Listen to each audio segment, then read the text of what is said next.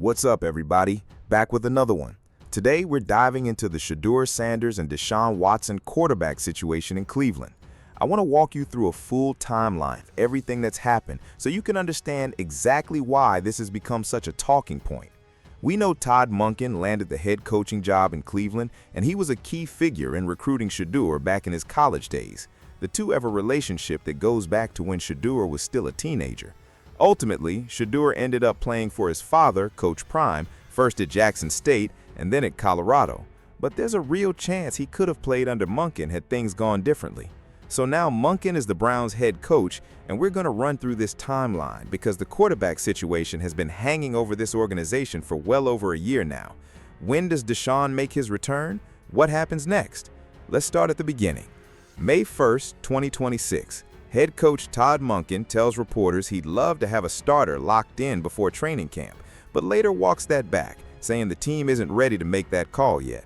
That was the first real signal of a quarterback competition brewing. Then on July 29th, 2026, at his opening training camp press conference, Monken confirms the plan, a strict alternating rotation, giving veteran Deshaun Watson and incumbent Shedeur Sanders equal reps running the first-team offense. On August 6, 2026, Monken lays out his preseason evaluation plan. Watson and Sanders will each get a preseason start, one against the Chicago Bears on August 15th, the other against the Buffalo Bills on August 22nd. He hints that whoever starts the third preseason game on August 27th will likely be the Week 1 starter.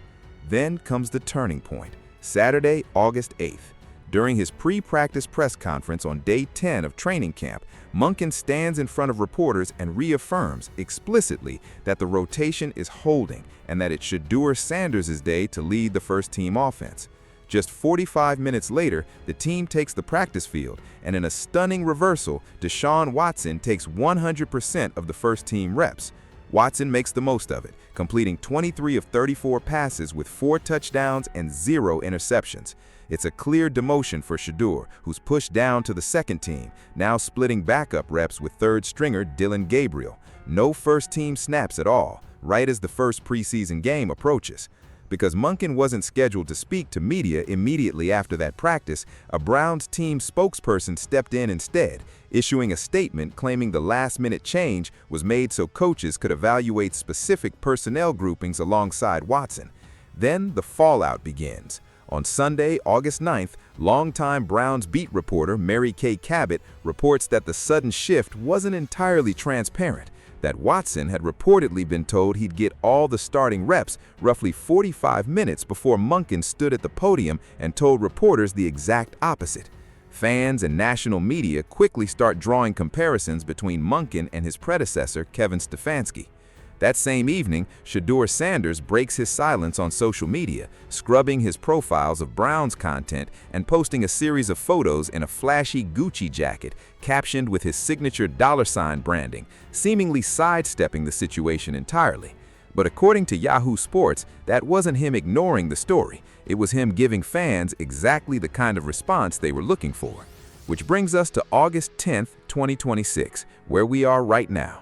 The team returns from its scheduled day off, and NFL insiders report that momentum inside the building has fully shifted behind Deshaun Watson as the #1 quarterback, raising real concerns that Sanders has dropped to a clear QB2 role, or possibly an even shared QB3 role alongside Gabriel.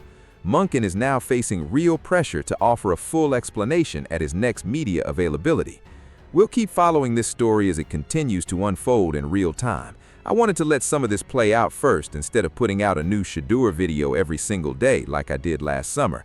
Now that we're deep into preseason, it felt like the right time to break it all down. Asante Samuel weighed in on the situation as well. Let's take a look at what he had to say. A note before this goes further. This covers a live, unfolding 2026 story with specific dates, quotes, and reported details from Yahoo Sports and beat reporters. Worth a final fact-check pass on names, dates, and sourcing before it's locked for voiceover, especially since the situation is still developing.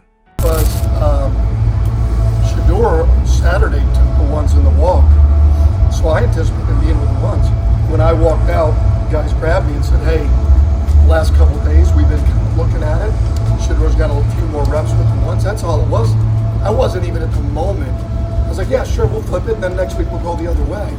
I sure as hell wasn't thinking about coming back in here and telling all you guys that I was going to change my mind. Because I really don't have to. And so that's just the way, being the head coach, I can kind of do that. Ultimately, Shedeur's going to go today with the ones, unless on the way out I change my mind, and then he won't. Okay, just like any other player in terms of how we rotate them. And the bottom line is the speculation, which I find kind of funny, is as long as we're still sharing reps, it's a competition. It would not make any sense, thus what we're doing Spencer, thus we're up in Denzel's reps. I promise you, I'll tell you, when I know what we're going to be doing, you'll know. So at the end of the day, today, as far as I know, Shedeur's going with the ones, and then Sean the next day, and then Shedeur will get Wednesday with the pads on. Time a young player who hasn't proved himself, reps are cut. That isn't good. I don't understand what happened. Shedeur and Deshaun Watson were supposed to start one game apiece, right? One preseason game each. Now I see everyone thinking and feeling like the coaches and Todd Monken lied to us. I don't think Todd Monken lied. The sudden switch in the rotation came from the man who Todd Monken is dependent on to evaluate his quarterbacks and his offense. We forget about the offensive coordinator in this equation. The offensive coordinator isn't liking something he's seeing in Shedeur Sanders. And the offensive coordinator is Pavitt Switzer. He came from Baltimore over with Todd Monken and joined the staff. I really believe Todd Monken likes Shedeur, and he wants to see Shedeur be the star. The problem is Shedeur isn't taking advantage of his opportunity. Now, I think Shedeur is making progress, but the bad habits he's developed over the years are hard for him to fix. Football is a game of inches. Quarterbacks have a 3.2 second clock in their head that they're supposed to get the ball out of their hands, along with quick operation. All of those things matter in the game of football. He isn't fixing the problems fast enough, and the bad habits is starting to frustrate these coaches. Too late. Hey, anticipate the throw! Anticipate the throw! Just make sure that your footwork times up with that Quavo so you can let it go on time, you got me? Anticipate it's open. Don't wait for it to be open. You got me? Get set! Get your feet set! Wideouts, get your feet set! Tell them we're taking liberties with this one. You got me? I know it's not installed. You got to throw the deep throw early so it's an explosive. You got me?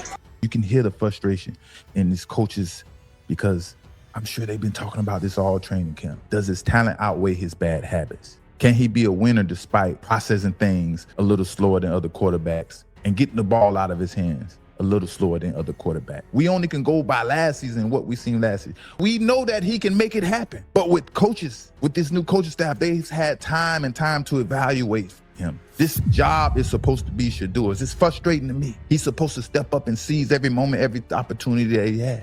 Whoever Todd Monken decides to start, I can live with it. I think this is a fair competition. I don't see any malicious intent from Todd Monken or his coaching staff. I actually think Todd Monken is the one of a few coaches who would give Shedeur a fair chance and a long look, being that he's a fifth round. Shedeur's attitude, there's something going on that Shedeur doesn't like. Yeah, he's frustrated, and I get why he's The frustrated. people around Shedeur, Yeah. him, tell the story of what happened as they were going through drills on Saturday. Yeah, no, Shedeur was going through drills, and, the body language, the entire practice was just kind of off from Jump Street. And you could tell that, he probably was upset that it was his turn to take first team reps and he got put to the back of the line behind Deshaun. You could clearly see out of his body language that he wasn't his normal, energized. Now, some news broke on the Todd Monken front where I was actually recording this video, so I had to work it into the piece. Disregard the earlier part where I said we were still waiting to hear from him, because we did actually hear from him today before practice. Monkin says Shedeur is getting reps with the first team and that he'll continue making these decisions as things progress. But between Shedeur's wiping his social media and Mary Kay Cabest's report, there's clearly some conflicting information floating around. You're also hearing chatter about body language. Hopefully, Shedeur is staying as professional as possible through all of this, because we always knew Deshaun Watson would get a real shot at the job if he came back healthy. This was always going to be a genuine quarterback competition, unless Shedeur completely blew everyone away in camp. And based on the footage Asante Samuel broke down, it sounds like there's a specific concern that Shedeur still isn't anticipating throws well enough, that he's holding on to the ball a beat too long, waiting for plays to fully develop instead of throwing receivers open. Now, everybody in the league knows that sometimes what looks like a bad interception is really just a miscommunication between the receiver and the quarterback. Maybe the receiver wasn't where he was supposed to be, even though the quarterback threw with good anticipation based on the route that should have been run. Other times, it really is on the quarterback misreading the route and throwing to the wrong spot.